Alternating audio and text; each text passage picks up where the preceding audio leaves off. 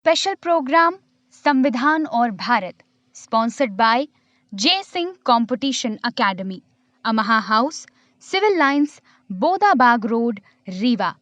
एकमात्र ऐसा संस्थान जहां लोक सेवा आयोग चयनित शिक्षक ही कराते हैं अध्यापन कार्य।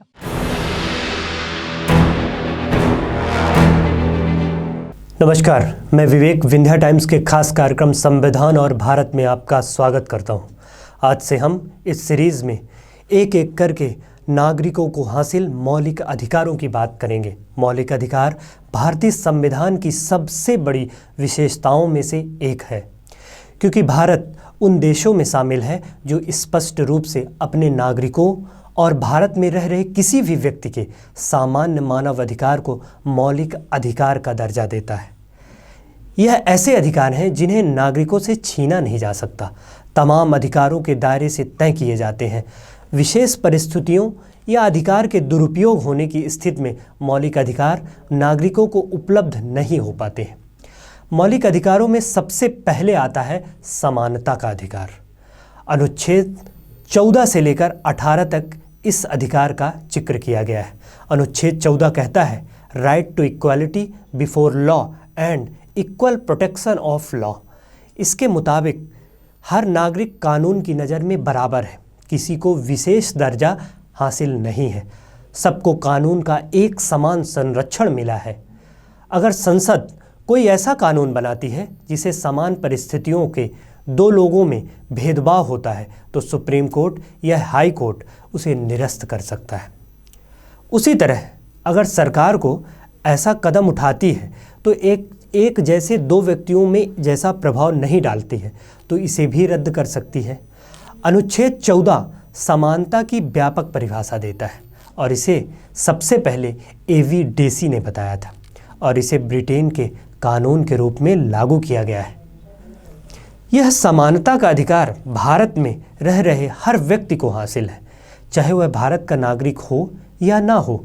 लेकिन अनुच्छेद 15 से लेकर 18 तक जो अधिकार है वह खासकर भारतीय नागरिकों के लिए ही है।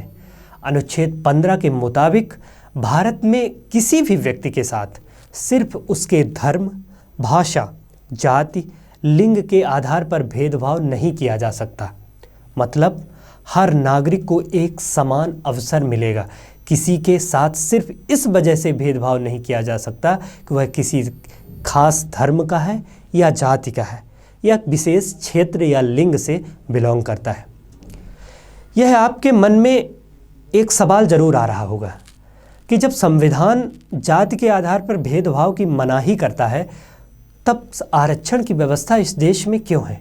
तो उसके लिए संविधान निर्माताओं का मानना था कि यदि समाज का कोई वर्ग पहले से असमानता की स्थिति में है तो उसे दूसरों की बराबरी पर लाना भी सरकार का संवैधानिक दायित्व होता है और यह एकमात्र आरक्षण का आधार है। सुप्रीम कोर्ट ने भी कई बार अपने फैसलों में इसे सही माना है। हालांकि किसी भी तबके को कमज़ोर बताकर आरक्षण देने का मनमाना फैसला सरकार भी नहीं ले सकती है।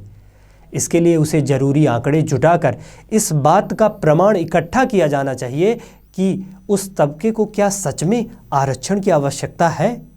ऐसा नहीं होने की स्थिति में कोर्ट ने कई बार सरकार की तरफ से किए गए आरक्षण को रद्द कर चुकी है। अनुच्छेद 16 सरकारी नौकरियों में सबको समान अवसर की बात कहता है, यानी यहाँ भी किसी भी जाति, धर्म, भाषा या क्षेत्र के चलते कोई भेदभाव नहीं किया जा सकता। लेकिन नौकरियों में भी आरक्षण दिया जाता है। इसकी वजह हमने आपको बताई है कि अगर कोई तबका पहले से कमज़ोर है तो उसे ऊपर लाना सरकार का ही दायित्व है। अनुच्छेद 17 छुआछूत को खत्म करने की बात कहता है। भारत में किसी भी नागरिक के साथ अछूत जैसा व्यवहार नहीं किया जा सकता। सरकार की यह जिम्मेवारी है, मानी जाती है कि यह नागरिकों को ऐसी परिस्थितियों से बचाए। इसलिए सरकार ने इसे जुड़े कानून बनाए हुए हैं ताकि कोई अगर किसी से अछूत जैसा व्यवहार करता है तो उसे दंडित किया जा सके। अनुच्छेद 18 एबॉर्शन ऑफ टाइटल उपाधियों को खत्म करने की बात कहता है। क्योंकि आज़ादी के पहले अंग्रेज़ों की दी गई तमाम उपाधियाँ जैसे कि सर, खान बहादुर, राय बहादुर, राजा, महाराजा इत्यादि जैसी उपाधियों के बारे में हमने और आपने सुना है, लेकिन आज़ाद भारत में इन्हें खत्म कर दिया गया। तो ऐसी उपाधियां ना तो सरकार किसी को दे सकती है और ना ही कोई व्यक्ति विदेश से यह उपाधियां प्राप्त कर सकता है। अगर आप सोच रहे हैं कि सरकार पद्म भूषण, पद्म विभूषण, रत्न कैसे जो सम्मान देती है उन्हें कैसे मान्यता मिल सकती है, जबकि अनुच्छेद 18 कहता है कि उपाधियों का अंत होना चाहिए।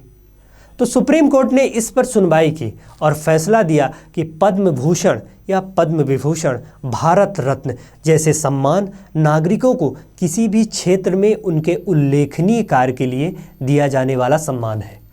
यह कोई उपाधि नहीं है जिसे लोग अपने नाम के पहले या नाम के बाद लगाते हैं और दूसरों के मुकाबले अपने को बेहतर साबित करने की कोशिश करते हैं। इसलिए पद्म भूषण, पद्म विभूषण या भारत रत्न जैसे सम्मान दिया जाना अनुच्छेद 18 का उल्लंघन नहीं माना जा सकता है। बहुत बहुत धन्यवाद। स्पेशल प्रोग्राम संविधान और Bharat sponsored by Jai Singh competition academy, Amha house, civil lines, Bodabag road, Rewa. एकमात्र ऐसा संस्थान जहां लोक सेवा आयोग चयनित शिक्षक ही कराते हैं अध्यापन कार्य।